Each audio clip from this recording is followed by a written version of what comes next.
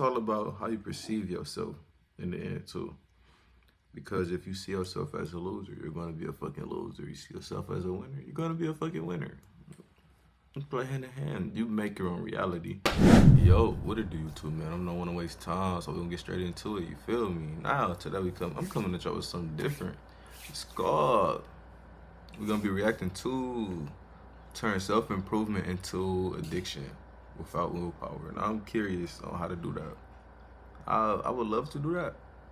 Turn self-improvement into an addiction.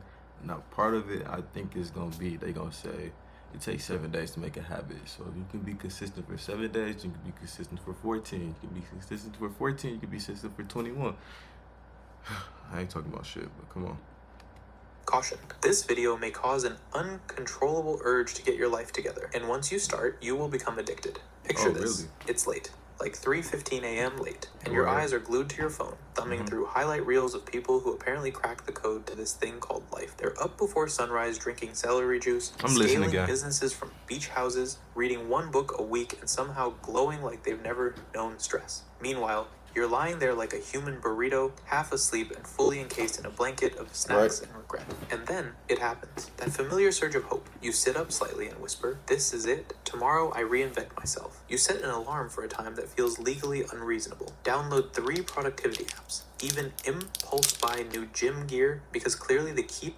But my question is, how long is that shit gonna last? Because motherfuckers get certain bursts of motivation, and then after that it's up and stuck. You know, it's up there. Like, fuck that shit. So Personal growth is moisture wicking leggings or shorts, which reminds me. I really need to cancel that subscription before they send me another tank top I'll never wear. Day 1, you're unstoppable. You beat the sun out of bed, you meditate, you journal. You even make your bed and look at it like, yes, I am the kind of person who makes their bed now. Day 2, you're a little groggy, but still in the game. You do a slightly shorter meditation. The journal entry says tired but grinding. You're proud. Right. Day 3, you hit snooze so aggressively your phone files an emotional distress claim. Your journal now doubles as a coaster. By day 4, your motivational gym outfit is serving its true purpose. Loungewear for binge watching your favorite Netflix series? Sound familiar? Of course it does. You're not a failure. You're not lazy. You're just running on software that wasn't built for this modern mess of distractions. And here's the twist no one tells you. This isn't your fault. The entire self-improvement playbook you've been handed? Total garbage. But don't worry. I've got a much better system. No cheesy affirmations, no superhuman discipline, and absolutely no pretending celery juice is actually delicious. you got me intrigued. I do not fuck with the celery juice. Not even gonna sit here and cap to you. Kick things off with the real saboteur, dopamine. Step 1, the dopamine heist that will open your eyes. Before you remember where or who you are, your thumb is already in motion. Notifications, reels, your ex's cousin is now a fitness coach with a 6-pack and a podcast. Wonderful. What's really happening? Your brain just got hit with a dopamine tidal wave, the same neurochemical that lights up when you eat chocolate, win the lottery, or partake in adult activities. You know what I mean. And here's the sinister part. When you jack up your dopamine first thing in the morning, everything else feels like stale toast. Your inbox, ugh. Your tasks, meaningless. Your goals, gross. So how do high perform? This is why you get your shit done and then you reward yourself after your shit is done. Hey, it might sound hard, but it's not hard, bro. Avoid this daily brain hijacking. They do something radical. They ignore their phones for the first hour. I know, shocking. But what if there's an emergency? Relax. If it's urgent, someone will call on the phone, like a caveman. Instead, use that hour to detox your dopamine. 10 minutes of movement or meditation. Nothing fancy. Stretch, walk, do interpretive dance in your kitchen. Whatever says, I am in control of my life today. Then hit one focused task for 50 minutes. No distractions, no tabs are open, just in case. And your phone, put it in another room. Lock it in a drawer, yeet it onto the roof if necessary. Now that's extreme. Because why do you need to do that? All it takes is a little self-control, a little willpower to say, okay, let me do this, and then, or I'm not worthy of this until I complete this. No, that's all it takes is a little willpower.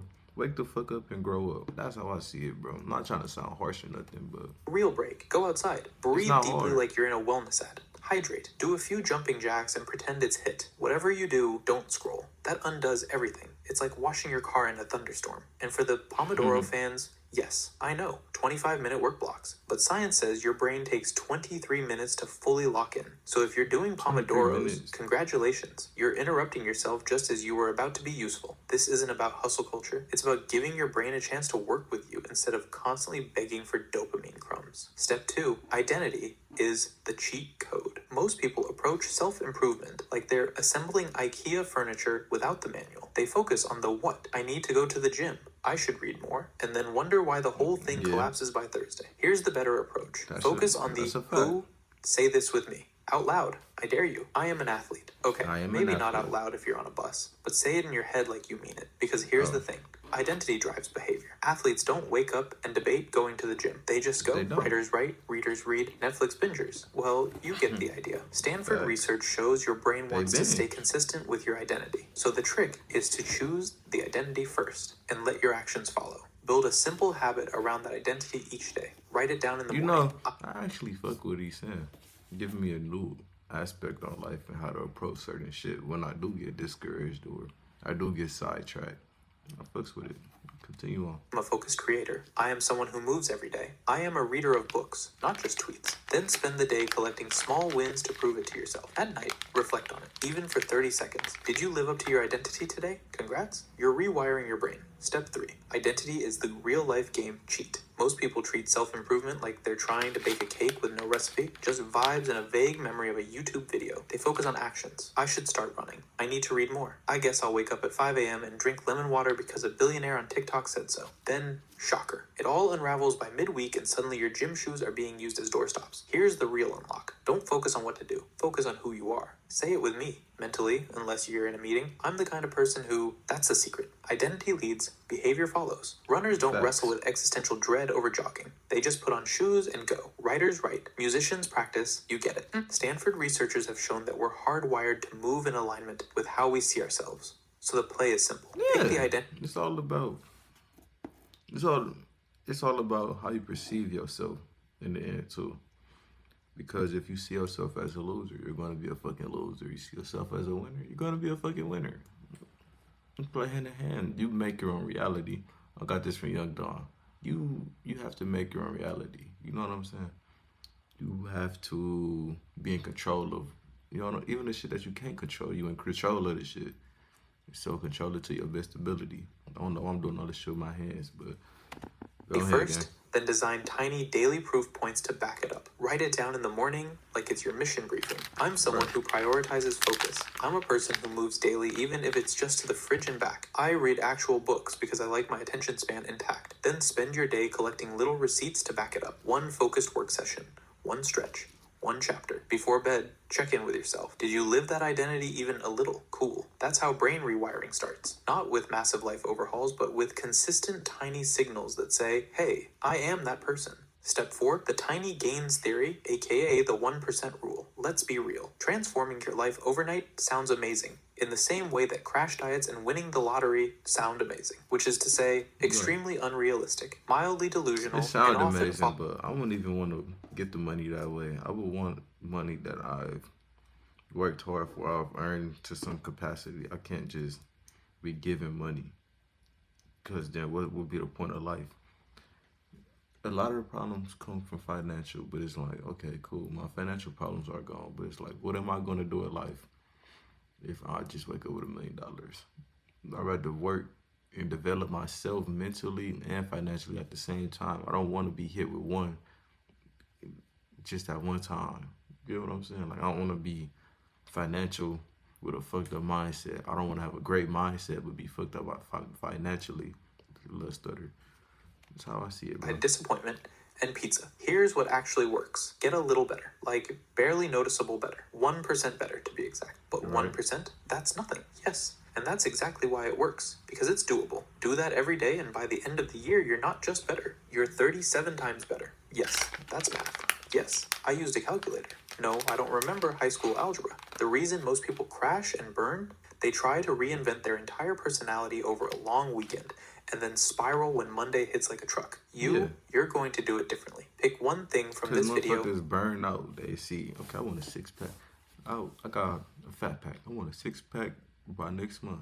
It ain't gonna work like that. You gotta diet right. You gotta work out. You got It's gonna come over time. That's not something you can just rush because you're gonna fuck yourself up.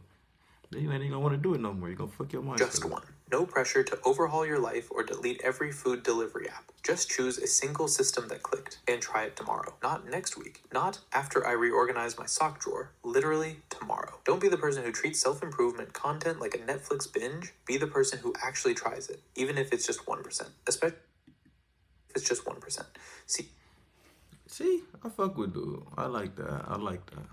I'm gonna start doing videos like this just to get y'all a clear understanding on how y'all should live your life. I'm not saying I'm God or anything or I know all the answers because I don't, but I'm just telling y'all the shit that works for me and the shit that has worked for me so far. And that's all, bro.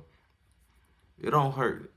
It don't hurt to gain a little knowledge. It's always good to gain knowledge because if you're not learning something, then I hate to tell you, but you're wasting the time. You're wasting your own time in the space that you in. If you're not actively learning anything or gaining something, you're wasting your time. But until then, I'm gonna catch you niggas in the next one. Yes, sir.